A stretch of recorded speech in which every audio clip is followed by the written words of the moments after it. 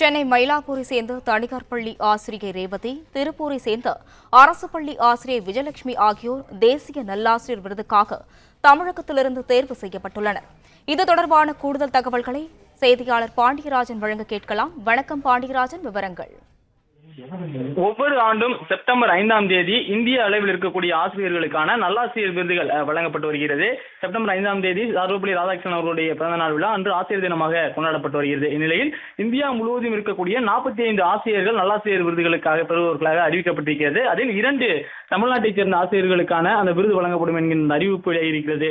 தமிழகத்தில் இருந்து சென்னை மயிலாப்பூர் தனியார் பள்ளி ஆசிரியை ரேவதி மற்றும் திருப்பூர் அரசு பள்ளி ஆசிரியை விஜயலட்சுமி ஆகியோர் தேசிய நல்லாசிரியர் விருதுக்காக தேர்வு செய்யப்பட்டிருப்பதாக மத்திய அரசினுடைய அந்த அறிவிப்பில் தெரிவிக்கப்பட்டிருக்கிறது. நாடு முழுவதும் மொத்தமாக 45 ஆசிரியர்கள் தேர்வு செய்யப்பட்டிருக்கக்கூடிய நிலையில் தமிழகத்தில் இருந்து 2 ஆசிரியர்கள், அதிலும் ஒருவர் அரசு பள்ளி ஆசிரியை என்பதும் குறிப்பிடத்தக்கது. பிளே ஸ்டோர் மற்றும் ஆப் ஸ்டோரில் இருந்து பாலிமர் செயலியை QR கோடு மூலம் பதிவிறக்கம் செய்யுங்கள். செய்திகளை உடனுக்குடன் பெறுங்கள்.